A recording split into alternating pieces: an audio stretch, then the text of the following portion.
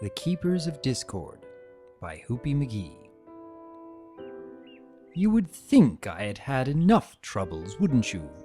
I was finally free after thousands of years, released from my prison and ready to spread chaos and insanity across the earth, only to be stopped in less than a day by a mere handful of colorful goody-goody near-juvenile mares. Not only that, but I was once again encased in stone and unable to move, and in an even more uncomfortable and undignified position than the first time. And not that I had a mirror to check, but I'm pretty sure that the expression on my face was ridiculous.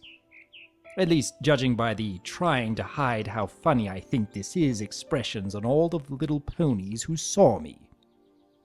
In addition, I was once again stuck back in the gardens, though this time far away from regular traffic, in a sealed-off area where very few ponies would tread. Why, I couldn't even watch the pretty little ponies prance by while I imagined all of the wonderfully chaotic things I would do to them if I were free. No, the universe had decided that all of that wasn't enough punishment for my hubris. In addition to all of the above, I was also given one wicked itch on my left nostril. How does that even work? I don't currently have skin. How can I itch? The final cherry on top of my humiliation sundae, of course, came from dear old Celestia herself. After several days of me staring at nothing but the hedge across from me, while simultaneously being messed upon by Canterlot's many opportunistic small birds, she came to visit me, with a little gray unicorn trailing along behind her. When I say gray, I don't just mean the color of her coat. I mean that gray is how she appeared to me.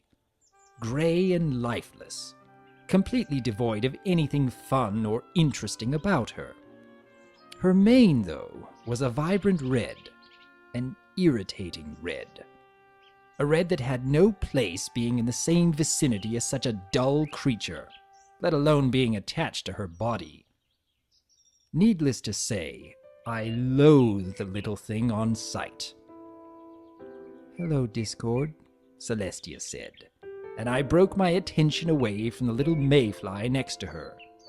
As much as I despised her on first sight, she wasn't actually important in any way.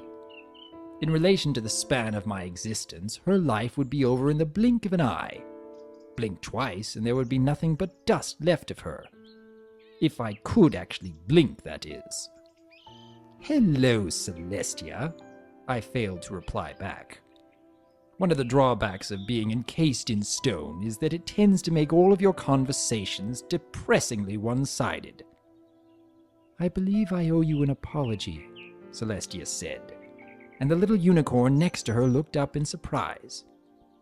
A surprise I shared, if I must be honest.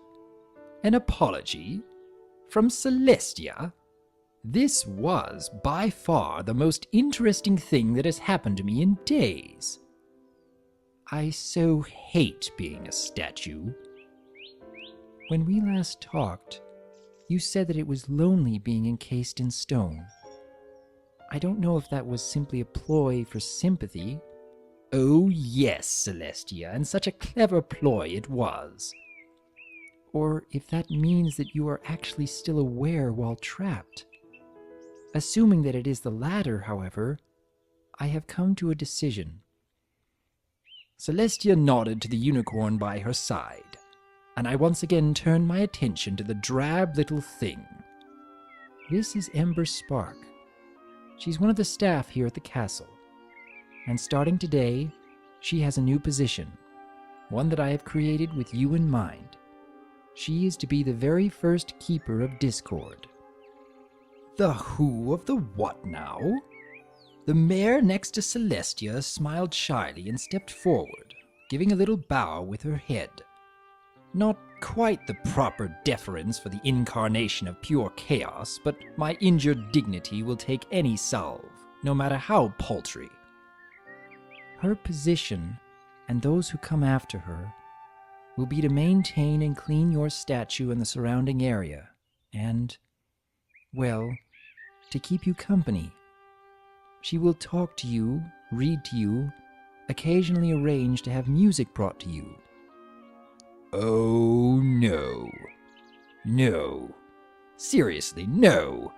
Anything was better than this. Boredom is better than this. Don't you dare, Celestia. All in the hopes that you will not be lonely. You are too dangerous to be let free, Discord. But that doesn't mean that I want you to suffer. Then why arrange for my torture? Oh, you tyrannical, grim-faced, sour old nag. You're doing this on purpose, aren't you? Do you really think that driving me insane will make me less dangerous once I manage to free myself? Oh, and I will free myself. I silently fumed while Celestia babbled on. Those bearers of yours, even your beloved Twilight Sparkle, they won't last forever. And once they die, well, once they die, the seal will weaken once again, and then I will be free. This is so stupid, Ember Spark muttered in my ear. You're stupid, I wanted to tell her. I don't even know if you can hear me, she sighed, as she used her magic to clean pigeon poop out of my ear with a brush. I wish I couldn't, you boring mule. It was the third day of this nonsense. Ember Spark would drag her dowdy gray behind to my little enclosure to clean me. Then she would sit at the base of my statue and read out loud from a truly dreadful romance novel. I believe the mares refer to those as saddle rippers. If I believed that there were any gods around that would actually listen to my prayers, I would have prayed for an industrious pony with a hammer and chisel to come by and knock my ears off. Sadly, I'd burned all of those bridges ages ago, and none of those stuck-up jerks would so much as lift an eyebrow to help me. I guess I just expected more when Celestia said that she had a special position for me. The drudge gabbled on. Hate, hate, hate, hate, hate. My friends tease me, you know. Not a surprise. They call me the Royal Bird Poo Cleaner. Please stop talking. My friend, Sunny Fields, says, another thing that really is very unpleasant about being encased in stone, I can't simply ignore ponies who twitter on like idiots. Can you believe it? Ember said with a laugh in her voice. She took down the whole table when she tripped. Oh, the look on her face was just priceless. Ha ha. I'm sure it was very amusing. By the way, you missed a spot. There was cake all over the floor, and punch too. Mary was all upset because her wedding was ruined. But I'm sure it will be just a funny story when they look back on it in a few years. You ponies sure set a low bar for funny, don't you? Anyway, you'll never believe this. Technically true, as belief requires care, and I have none. But I found a special sun pony. Oh, wonderful. Now I bet she's going to just keep talking about him ad nauseum. He's a Pegasus, but he's so dashing and handsome. Ah, called it. I can't believe he'd be interested in a mare like me. Oh, girlfriend, tell me all about it. He must be just as boring as you. Anyway, we're going on another date. Seriously, just let the bird poop pile up in my ears. Maybe it will muffle the sounds of your banal twittering. The months dragged on, and the routine became just that. Routine. Boring. Dull. Did none of these ponies understand how vital it is to a being's sanity to shake things up now and again? It was getting late in the year now, the leaves changing ever so slowly from green to reds, yellows, and oranges. I stared, not that I had much of a choice, as bane of my existence let out a loud oof sound as she dropped the ladder next to me. I regarded her with some amusement. "You're getting quite fat, my dear." And she was, too. She was like a barrel on legs. A dingy gray barrel with a fiery red mane that had no business being near such a dull mare. "Good morning, Discord," she said, maneuvering the latter around with her magic. She then climbed it once again, hauling the bucket of water and rags with her to begin my cleaning. I will say that it's nice to be regularly cleaned off. Not that I was grateful, mind you, but I'll take whatever small comforts I can get, given my current situation. One thing was slightly different this morning. Ember seemed to be in an extremely high spirits, for some reason. It wouldn't have taken me long to find out why. After all, the mare ran her mouth off like a faucet. It's just that I'd long since learned to tune her out. I find myself to be quite annoyed. And furthermore, I am annoyed by the fact that I am annoyed. Here I am, winter snow piled up around me, almost burying the pedestal on which I stood, and not a single visit from that tedious gray mare. Not that I wanted her here, definitely not that I missed her.